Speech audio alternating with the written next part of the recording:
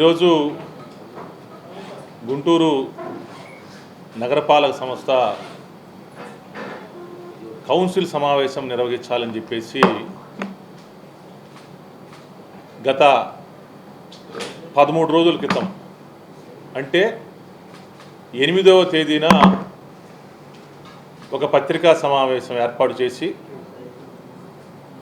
ఆ పత్రికా సమావేశంలో 20వ తారీఖు శనివారం మున్సిపల్ కార్పొరేషన్ కార్యాలయం నందు గల కౌన్సిల్ హాల్ నందు సాధారణ సమావేశం నిర్వహించాలని చెప్పేసి ఆ రోజు అధికారులకి అదేవిధంగా పత్రికల ద్వారా నగర ప్రజలకి కూడా ఆ రోజు తెలియజేయటం కూడా జరిగింది. అది మీ అందరికీ కూడా తెలుసు. మరి ఈరోజు 20వ తారీఖు శనివారం, కానీ ఇంతవరకు అంటే మున్సిపల్ యాక్ట్ ప్రకారం ఒక మేయరు కౌన్సిల్ సమావేశం నిర్వహించడానికి ఒక తేదీని నిర్ణయించి ఆ తేదీని అధికారులకి దానితో పాటు పత్రికలకి విడుదల చేసినటువంటి హక్కు ఉండేటువంటి పరిస్థితి. కానీ ఈ రోజు వరకు కూడా కనీసం అధికారులు ఈ యొక్క కౌన్సిల్ సమావేశం నిర్వహించడం వల్ల కావాల్సినటువంటి సమాచారం సభ్యులకి కానీ అదేవిధంగా కొత్తగా ఎన్నికైనటువంటి శాసనసభ్యులకి పార్లమెంటు సభ్యులకు కానీ అదేవిధంగా కోఆప్షన్ సభ్యులకి ఎవ్వరికి కూడా సమాచారం అందించలేకపోవటం చాలా దురదృష్టకరమైనటువంటి సంఘటనగా నేను భావిస్తూ ఈరోజు నేను వ్యక్తిగతంగా నిరసన తెలియచేయాలి, నా యొక్క ఉద్దేశాన్ని తెలియచేయాలనేటువంటి ఉద్దేశంతో ఈ అధికారులు చేసినటువంటి ఈ యొక్క తప్పిదానికి నేను ఈరోజు ఒక బ్లాక్ డేగా పరిగణిస్తూ ఈరోజు నల్ల చొక్కా వేసుకొని ఈరోజు నేను ఈ పత్రికల సమావేశం నిర్వహించడం జరుగుతూ ఉంది.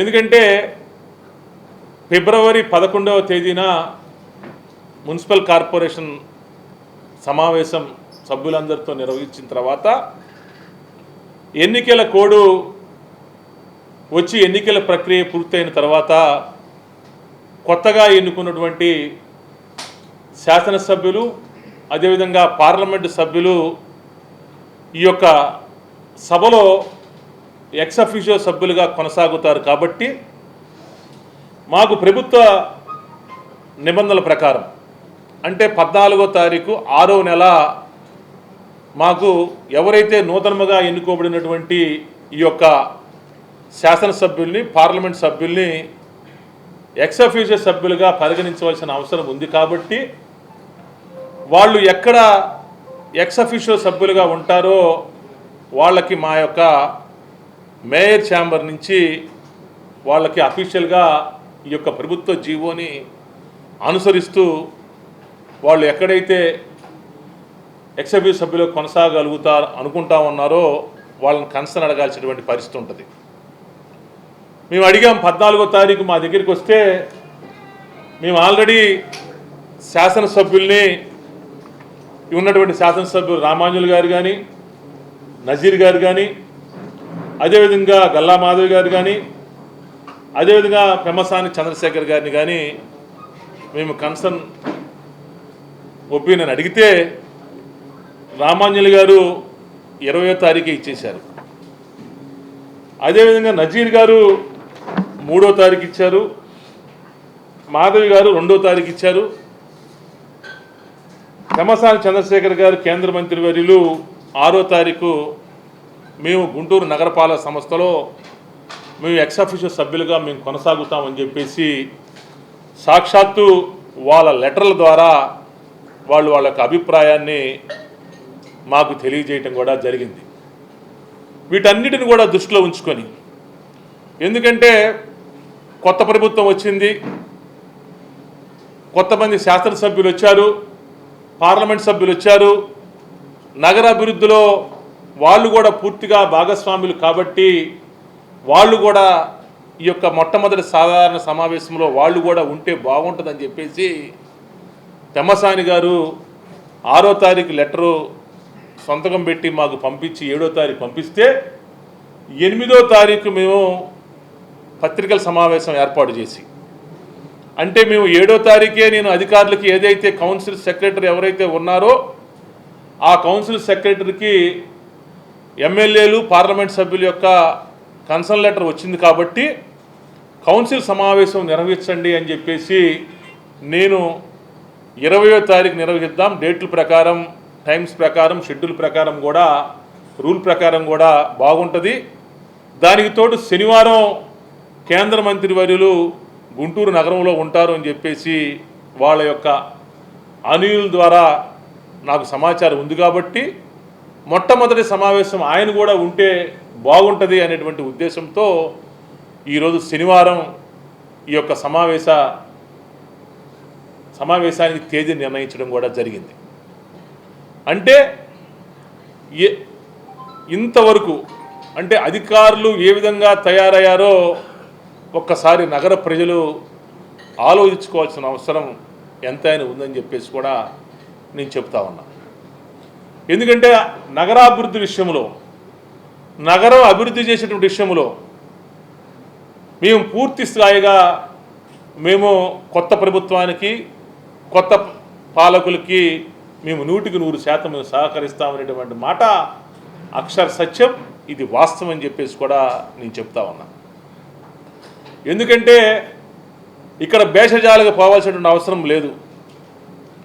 మేము నగరాభివృద్ధిని మేము 3 సంవత్సరాల పాటు మా పాలకవర్గం ఏర్పడిన తర్వాత మేము అందరి కార్పొరేటర్లు, అంటే ఒక పక్క వైఎస్ఆర్ కాంగ్రెస్ పార్టీ కార్పొరేటర్లు కావచ్చు, ఒక పక్క తెలుగుదేశం పార్టీ కార్పొరేటర్లు కావచ్చు, ఒక పక్క జనసేన పార్టీ కార్పొరేటర్లు కావచ్చు, అందరం కూడా కలిసి 57 మంది మేము ఉన్నటువంటి శాసనసభ్యులు అభిప్రాయాల మేరకు, శాసనమండలి సభ్యుల అభిప్రాయాల మేరకు మేము నగరాన్ని ఈ 3 సంవత్సరాల పాటు మేము అభివృద్ధి చేశామని చెప్పేసి కూడా మేము చాలా గర్వంగా మేము చెప్తా ఉన్నాం.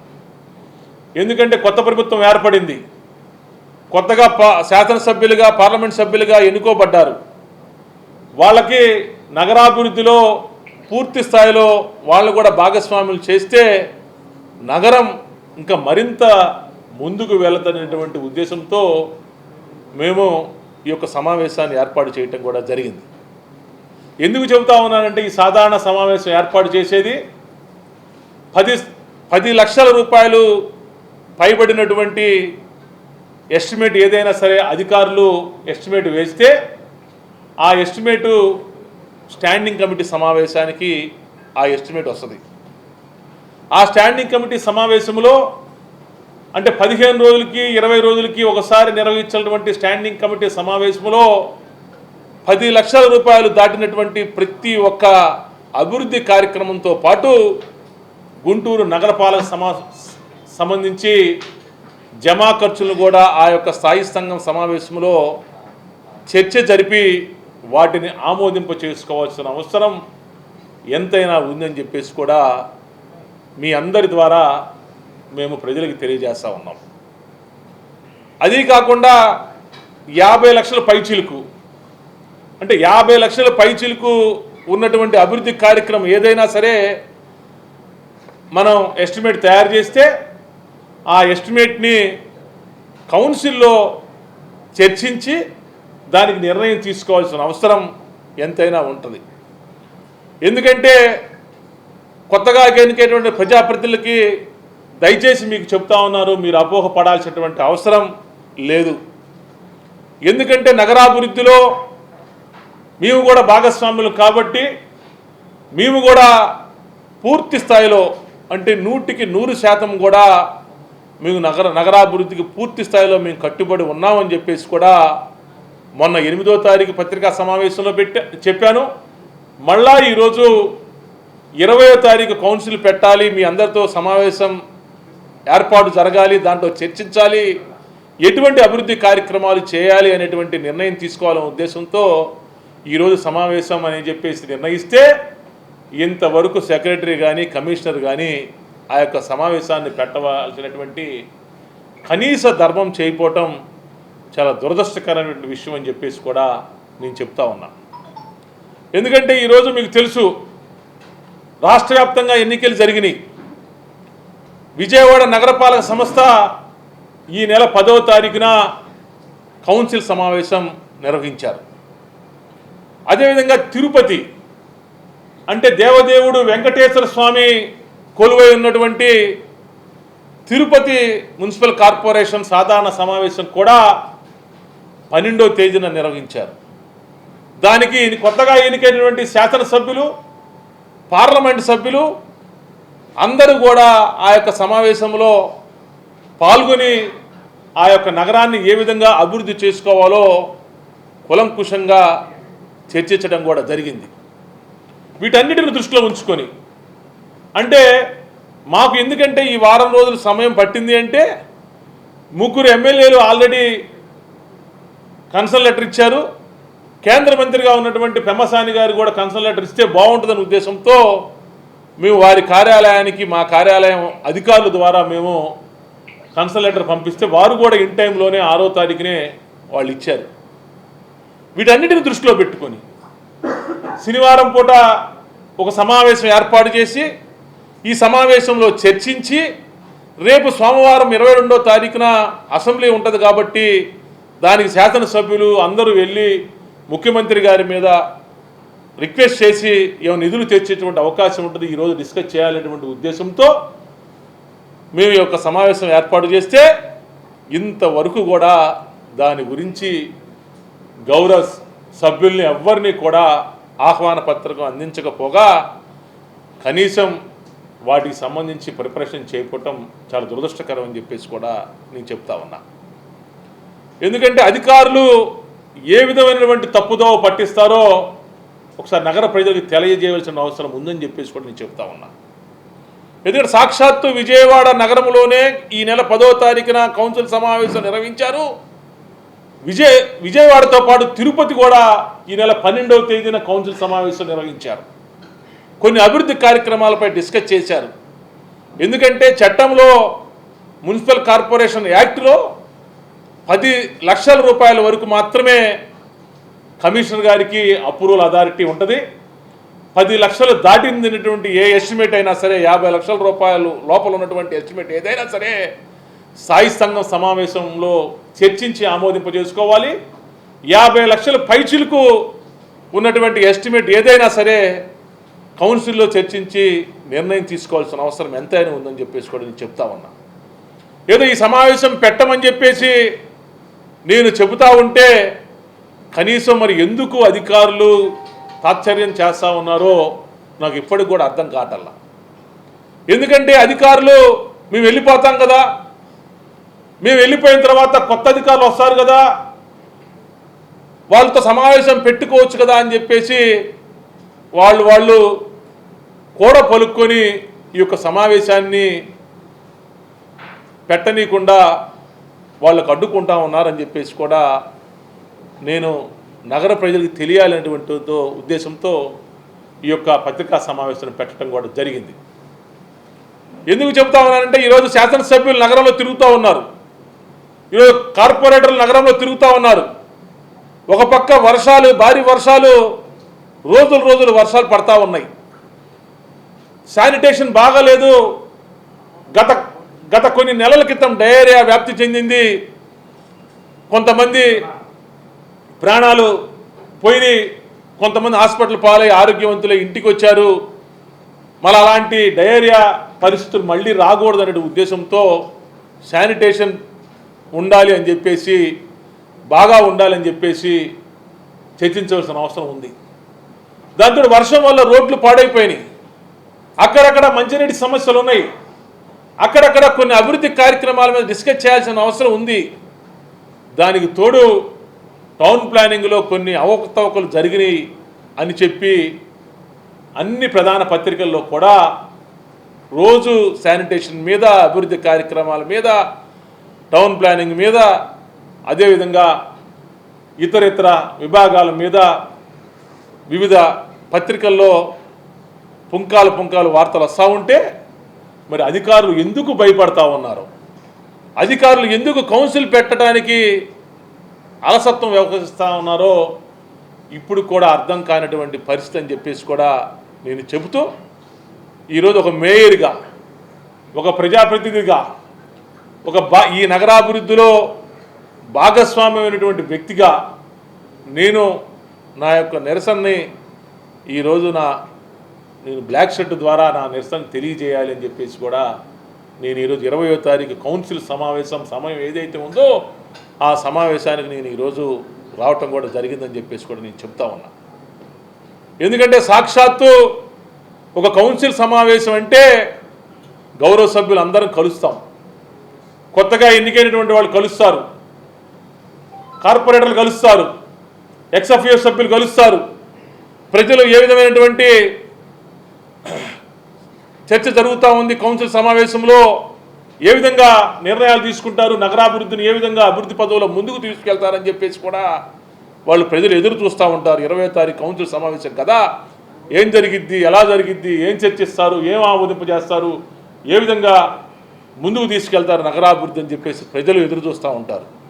మేము ఒకటైతే చెబుతా ఉన్నాను, మీరు శాసనసభ్యులు, పార్లమెంట్ సభ్యులు, మేము మేయరు, డిప్యూటీ మేయర్లు, కార్పొరేటర్లం, నగరాభివృద్ధిలో అందరం భాగస్వాములం. మేము 100% అప్పుడు చెప్పా, ఇప్పుడు చెబుతున్నా, మళ్ళీ చెబుతా ఉన్నాను, మీరు అపోహపడాల్సినటువంటి అవసరం లేదు. తప్పకుండా అభివృద్ధి విషయంలో మేము మీకు పూర్తి స్థాయిలో సహాయ సహకారాలు అందించడానికి మేము సిద్ధంగా ఉన్నాం. మా శాసనమండలి సభ్యులు కూడా ఉన్నారు, మా కార్పొరేటర్లు ఉన్నారు, ఇప్పటిదాకా వాళ్ళు కూడా అభివృద్ధి చేశారు. వాళ్ళు కూడా అభివృద్ధికి కూడా వాళ్ళు కూడా పూర్తి స్థాయిలో సహాయ సహకారం అందించేటువంటి మనస్తత్వం కలిగినటువంటి వ్యక్తులు వాళ్ళు. తప్పకుండా గుంటూరు నగరాభివృద్ధి విషయంలో పార్టీలకు అతీతంగా నగరాన్ని అభివృద్ధి చేసుకోవటానికి, అభివృద్ధి చేసేటువంటి విషయంలో మేము తప్పకుండా మేము ముందుంటామని చెప్పేసి కూడా తెలియజేస్తూ, శానిటేషన్ బాగాల, ఆ శానిటేషన్ సంబంధించి ఒక CMHO ఎవరో లేడీ, ఎస్సీ లేడీ, ఏమండి ఈరోజు అర్ధరాంతరంగా ఇంత వర్షాలు పడుతూ ఉంటే ఆ శానిటేషన్కి సంబంధించినటువంటి ఒక HODని అర్ధరాంతరంగా సరెండర్ చేయాల్సిన అవసరం ఏమొచ్చిందండి? సరెండర్ చేసేటప్పుడు కనీసం ఇక్కడ ప్రజాప్రతినిధులు ఉన్నారు, అసలు ఏమి జరుగుతూ ఉంది, ఎందుకు సరెండర్ చేయాలని చెప్పేసి నాకు తెలిసి ఒక 4 నెలల క్రితం 5 నెలల క్రితం వచ్చినారంట. మాకైతే ఇంకోటి అనుకుంటారేమో, ఏదో మా ప్రభుత్వం టైంలో వచ్చింది అందువల్ల పంపించారు. అది మాత్రం అవాస్తవం. ఎవరో లేడీ, ఎస్సీ లేడీ వచ్చారు, పాపం ఎక్కడో డిఎంహెచ్ఓగా డాక్టర్గా పనిచేసి ఇక్కడ డిఎంహెచ్ఓగా ఒంగోలు చేసి తర్వాత ఇక్కడికి వచ్చారంట. వాళ్ళు అర్ధాంతరంగా ఈ వర్షాలు పడి శానిటేషన్ అధ్వానంగా ఉంది అని చెప్పేసి పత్రికలు వాళ్ళు ప్రజలు ప్రతిరోజు ఘోషిస్తూ ఉంటే ఆ డిపార్ట్మెంట్కి సంబంధించినటువంటి ఒక ఎస్సీ అధికారిని రాత్రికి రాత్రి ప్రభుత్వానికి సరెండర్ చేయాల్సిన అవసరం ఏముంది చెప్పండి? నెక్స్ట్ ఒక శానిటరీ ఇన్స్పెక్టర్ అంటే అసలే మనకి స్టాఫ్ తక్కువ. గుంటూరు నగరంలో ఉన్నటువంటి శానిటరీ ఇన్స్పెక్టర్లు చాలామంది తక్కువ. శానిటరీ ఇన్స్పెక్టర్ ప్రసాద్ అని చెప్పేసి ఇంకొక ఎస్టీ అతను అంటే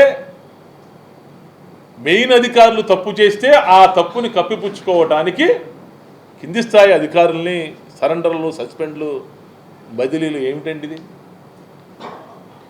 ఇది? ఇలాంటి సమయంలో ఇలాంటి జరిగాయి. ఒక సమావేశం అంటే పాత పాలకవర్గం, కొత్తగా ఎన్నికైనటువంటి ప్రజాప్రతినిధులు అందరితో ఒక కౌన్సిల్ సమావేశం అనేది ఒక నగరాభివృద్ధికి సంబంధించి ఒక నిర్ణయాలు తీసుకోవాల్సినటువంటి సందర్భం ఆ సమావేశం. ఆ సమావేశంలో కొన్ని డిస్కషన్లు వస్తాయి, కొన్ని అభిప్రాయాలు పంచుకుంటాం, మీడియా ఉంటుంది, పాలకవర్గ సభ్యులు ఉంటారు, ఎక్స్ఎఫ్ఐ సభ్యులు ఉంటారు, అధికారులు ఉంటారు, ప్రజలు మొత్తం గమనిస్తూ ఉంటారు ఏమేమి అభివృద్ధి కార్యక్రమాలు చేస్తారు అని చెప్పేసి. ఇక్కడ అధికారులు తప్పిదం ఏ విధంగా చూపిస్తూ ఉన్నారంటే ఇక్కడ పాలకవర్గం నగరాభివృద్ధికి సహకరించట్లేదనేటువంటి అభిప్రాయాన్ని తీసుకురావాలనేటువంటి భాగంగా ఈరోజు కౌన్సిల్ సమావేశం పెట్టకుండా వాళ్ళు తాత్సర్యం చేస్తూ ఉన్నారు. నేను ఒకటైతే ముఖ్యమంత్రి గారిని కోరుతా ఉన్నా, దయచేసి చెప్తా ఉన్నా, ఈ అధికారులు ఏదైతే తప్పిదాలు చేశారో, ఎందుకంటే ప్రతి నెల 15 రోజులకి 20 రోజులకు ఒకసారి ఒక స్థాయి సంఘ సమావేశం నిర్వహించాల్సిన అవసరం ఉంది. మున్సిపల్ కార్పొరేషన్లో ఒక చీపిరి కొన్నా కూడా, లేకపోతే ఒక అధికారి సంబంధించి ఏదైనా సరే మనం ఒక అభివృద్ధి కార్యక్రమంలోగా చేయాలనుకున్నా కూడా 15-20 రోజులు ఒకసారి ఒక స్థాయి సంఘ సమావేశం నిర్వహించాల్సిన అవసరం ఉంది. దానికి సంబంధించి ఎజెండాని తయారు చేయాల్సిన అవసరం ఉంది. కానీ ఇంతవరకు ఈ స్థాయి సంఘ సమావేశం పెట్టాలని చెప్పేసి ప్రియాంబుల్ తయారు చేసినటువంటి దాఖలాలు లేవు. ఏ విధంగా ఖర్చులు పెడుతున్నారు, ఏ విధంగా ఈ యొక్క నిధులు మళ్లింపు జరుగుతూ ఉంది, ఏ విధంగా నిధులకు సంబంధించినటువంటి బదలాయింపులు జరుగుతూ ఉన్నాయి, ఏ విధంగా నిధులు ఖర్చు వగేరాలు ఏ విధంగా ఉన్నాయి అని చెప్పేసి ఎప్పటికప్పుడు గౌరవ సభ్యుల దృష్టికి, స్థాయి సంఘం దృష్టికి తీసుకురావాల్సిన అవసరం ఉంది. ఇంతవరకు తీసుకురాబోవడం గల కారణం ఏంటి? కౌన్సిల్లో చర్చించవలసినటువంటి అవసరం ఉంది. ఒక పక్క విజయవాడలో కౌన్సిల్ సమావేశం జరిగింది, ఒక పక్క తిరుపతిలో కౌన్సిల్ సమావేశం జరిగింది, ప్రధానమైన 2 నగరాల్లో కౌన్సిల్ సమావేశం జరిగింది. ఎందుకు అంటే అధికారులు దులుపుకొని వెళ్ళిపోదామనే. ఈ కౌన్సిల్ సమావేశానికి ముందే మనం దులుపుకొని వెళ్ళిపోతాం కదా, అక్కడ మనకు సమాధానం చెప్పడానికి మనం ఉండం కదా, మనకు దేనికి అని చెప్పేసి మనం వెళ్ళిపోయిన తర్వాత వాళ్ళ తిప్పలు పడతారులే అనేటువంటి ఉద్దేశం అనేక వాళ్ళది, అధికారులది. నేను చెబుతా ఉన్నాను, తప్పకుండా నేను న్యాయ పోరాటం చేస్తాను. నేను ప్రభుత్వ పెద్దల దృష్టికి కూడా నేను లిఖితపూర్వకంగా నేను చెప్తాను. ఆల్రెడీ రాత్రి కలెక్టర్ గారితో కూడా నేను మాట్లాడటం కూడా జరిగింది. కలెక్టర్ గారికి కూడా ఇక్కడ జరుగుతున్నటువంటి పరిణామాలు మొత్తం కలెక్టర్ గారి దృష్టికి కూడా రాత్రి నేను తీసుకెళ్లాను. కలెక్టర్ గారు కూడా సానుకూలంగా స్పందించారు.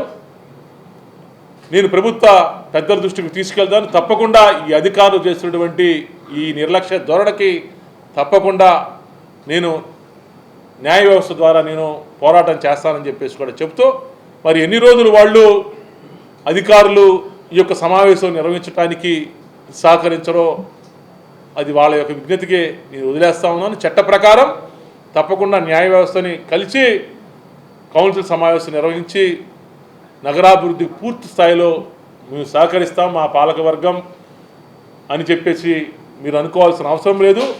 దయచేసి మా కార్పొరేటర్సు అందరం కూడా నగరాభివృద్ధికి 100% సహకరించబోతా ఉన్నామని చెప్పేసి కూడా స్పష్టంగా మరొక్కసారి చెప్తా ఉన్నాం.